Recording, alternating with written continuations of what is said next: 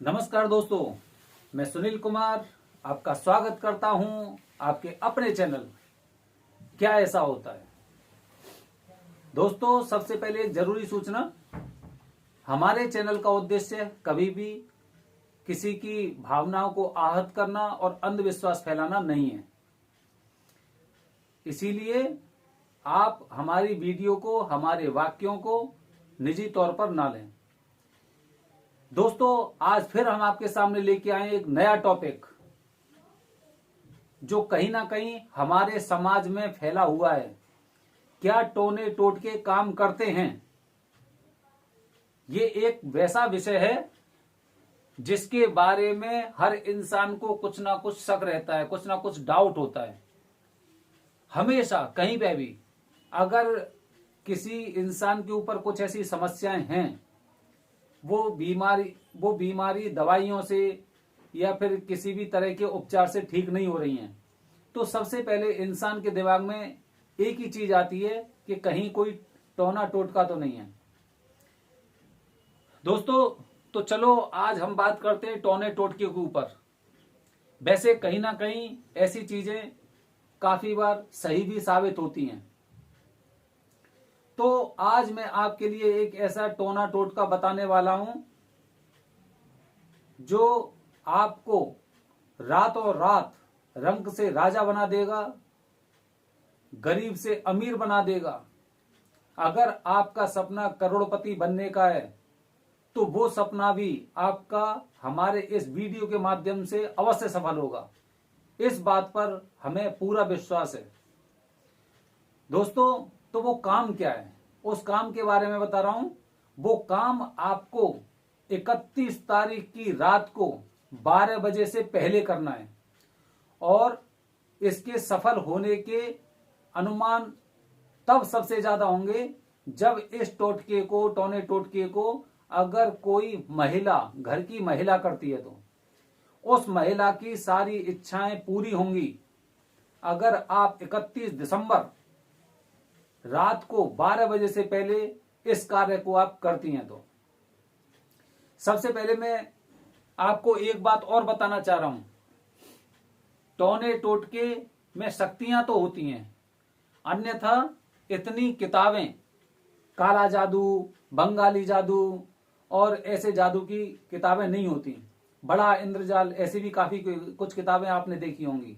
टोने टोटके में लोगों का विश्वास है और काफी हद तक लोग इस बात को स्वीकार भी करते हैं कि टोने टोटके होते हैं। तो महिलाओं के लिए 31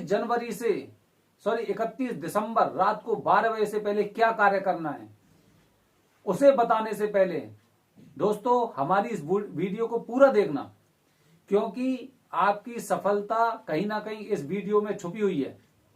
अगर हमारा चैनल, हमारा वीडियो आपको अगर अच्छा लगता है, वाकई में आपको इससे लाभ हुआ है, तो हमारे चैनल को सब्सक्राइब अवश्य करें।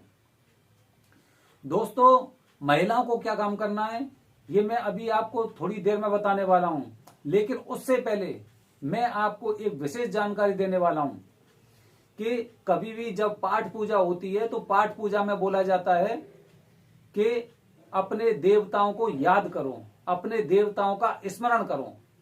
काफी लोग क्या होते हैं जो इस ज्ञान के अभाव के कारण अगर जहां पर देवताओं का जिक्र होता है तो वहां पर केवल वो अपने दादा, दादी, बाबा, परबाबा या फिर जो उनसे भी पहले हुए हैं उनका विचार आता है उनके दिमाग में। लेकिन हम कहीं ना कहीं एक पक्ष को भूल जाते हैं। जैसे आपको पता होगा, माँ और बाप, माताजी और पिताजी, ये दोनों कहीं ना कहीं एक अलग खानदान से आए हुए हैं और दोनों के संयोग के कारण ही हमारी नई नेक्स्ट जनरेशन शुरू होती है। नई पीढ़ी की शुरुआत माता पिता के द्वारा ही होती है। तो जब हम एक परिवार के सदस्यों के नाम जो हमारे देवता हैं उन्हें मानते हैं, तो हमें दूसरी तरफ भी ध्यान देना चाहिए। हमारे नाना नानी, मामा या फिर जो इस दुनिया में नहीं है, हमारी मौसी हो गई या फिर उनके भी कुछ परिवार के सदस्य हो गए, वो भी हमारे देवता हैं। काफी लोग इस बात को नहीं जानते हमारे देवता कौन से हैं।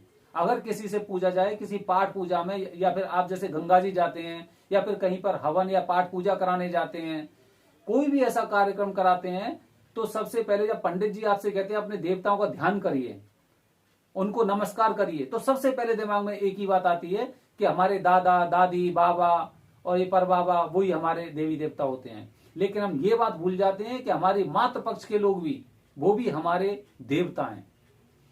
ये बात आपको जाननी बहुत आवश्यक है, क्योंकि हमारी आगे की वीडियो कहीं ना कहीं इस बात का भी इस बात को भी आगे ध्यान में रखा जाएगा। तो उन महिलाओं के लिए ये बात जाननी बहुत जरूरी है जो अपने ससुराल में आ जाती हैं और फिर धीरे धीरे करके घर के माहौल को देख के, घर के संस्कारों को देखते हुए, और वो अपने जो उनका वो पक्ष है उसे वो पूरी तरह से भूल जाती हैं या छोड़ देती हैं। क्योंकि ज्यादातर एक ही चीज होती है कि लड़के वालों का पक्ष, अगर जैसे शादी भी होती है तो वहां पे भी नानी का गोत्र रखा जाता है। इसका मतलब कि वो भी हमारे कहीं ना कहीं देवताओं में शामिल हैं। तो आखिर घर की महिला को ऐसा कौन सा कार्य है जो 31 दिसंबर को रात को 12 बजे से पहले करना है, अगर उसे अपनी मनचाही सफलता पानी है तो दोस्तों आप ध्यान रखिए, उस महिला को सबसे पहले स्मरण करना चाहिए अपने चाचा का। क्योंकि ज्यादातर लोग धीरे धीरे करके अपने परिवार से दूर होते जाते हैं। उनके माँ बाप, सास ससुर हमेशा उनके पास रहते हैं, लेकिन चाचा हो गए, ताऊ हो गए, ये पक्ष इनसे धीरे धीरे करके दूर होता जाता है। तो अगर आपसे जाने अनजाने में कभी कोई ऐसी भूल हुई है, कुछ ऐसी आपसे आपकी तरफ से कमियां हुई हैं, तो आप उन्हें दिल से स्वीकार करें और उनका स्मरण करते हुए उनसे अपनी क्षमा याचना करें। इससे ये कार्य आपको 12 बजे से पहले करना है, क्योंकि 12 बजे के बाद नई साल शुरू हो जाएगी और इसके फल आपको 1 जनवरी 2022 से ही दिखने शुरू हो जाएंगे। ये मैंने आपको पहला तरीका बताया है। आपको अपने चाचा चाची या फिर उनके जो पुत्र हैं, बच्चे हैं, उनके नाम से भी आपको इस बारे में सोचना चाहिए। खासकर जो चाचा चाची होते हैं वो भी परिवार का एक हिस्सा होते हैं, जो किन्हीं कारणवश आप लोगों के परिवार से दूर हैं। हो सकता है उनकी नौकरी, उनका व्यवसाय किसी अन्य क्षेत्र में, किसी अन्य शहर में वो करने लग रहे हैं, तो आपको उनका भी स्मरण करना चाहिए, उनसे अपनी गलती की क्षमा याचना करनी चाहिए। दूसरा उपाय, ये दोनों उपाय एक ही हैं, ये नहीं कि पहला उपाय वो हो गया दूसरा उपाय ये है। दूसरा उपाय भी इसमें शामिल है। जब आप क्षमा याचना कर रहे हैं तो आप अपने देवर और जेठ का भी स्मरण आपको करना चाहिए। ऐसा नहीं है कि वो इस धरती पर हैं तो आप उनका स्मरण नहीं कर सकते। आपसे गलतियां हुई हैं, जाने में अनजाने में, आपको वो स्वीकार करनी चाहिए, आपको दिल से स्वीकार करनी चाहिए।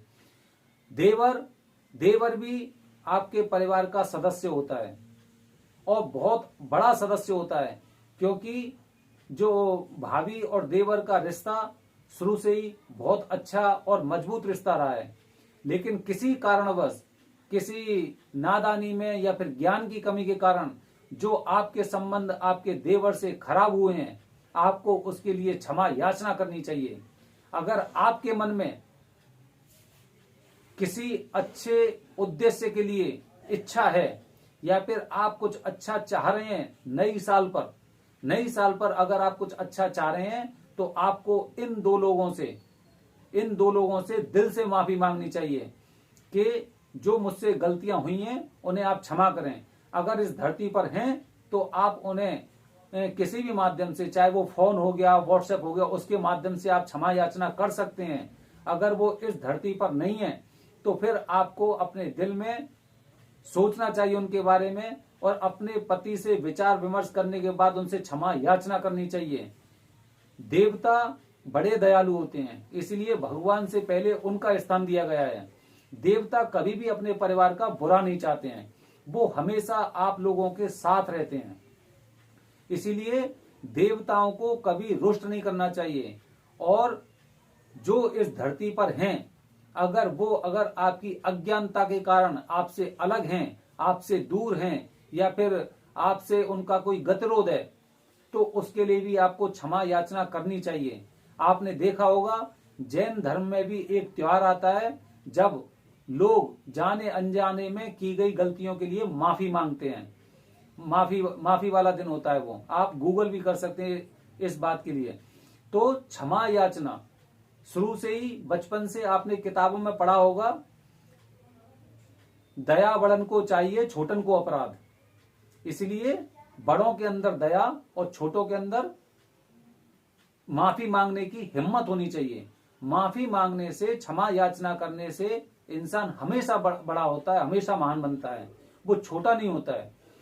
और अगर आपके अंदर क्षमा वाला भाव है, अगर आपके अंदर माफी मांगने वाला भाव है, तो इसका मतलब यह है कि आपको उस बुलंदी पर पहुंचने से इस दुनिया की कोई ताकत नहीं रोक सकती है।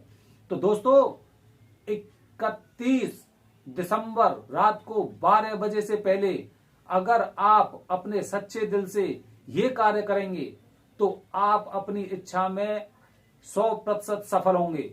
ये हमारा पूरी तरह से प्रयोग किया गया एक नुस्खा है। आप इसे टोना टोटका भी मान सकते हैं, आप इसे कुछ भी मान सकते हैं, लेकिन इन बातों में सच्चाई है। आप किसी अच्छे जानकार व्यक्ति से, जो आपके क्षेत्र में भी होंगे, जो जैसे कुछ काफी बुजुर्ग लोग होते हैं, उनसे भी आप इस बारे में विचार विमर्श कर सकते हैं। और जब आप उनसे विचार विमर्श करेंगे तो आपको पता चलेगा कि हमारी बातों में सच्चाई कितनी है। तो 31 दिसंबर रात को 12 बजे से पहले अगर आप कम से कम इन 2 लोगों से, क्योंकि बड़े तो बड़े हैं, कोई बात नहीं, चाचा भी छोटा होता है और देवर भी छोटा होता है। चाचा आपके ससुर से छोटा और देवर आपके पति से छोटा। अगर इन दोनों लोगों से अगर आप दिल से माफी मांगते हैं तो 100% आप रात और रात करोड़पति बनने से कोई नहीं रोक सकता है। दोस्तों, अगर आपको ये वीडियो सही लगे तो इसे ज्यादा से ज्यादा लोगों तक शेयर करें, जिससे काफी लोगों के बुरे दिन खत्म हो जाएं और अच्छे दिन आने लगें। जय हिंद दोस्तों, जय भारत, हर हर महादेव।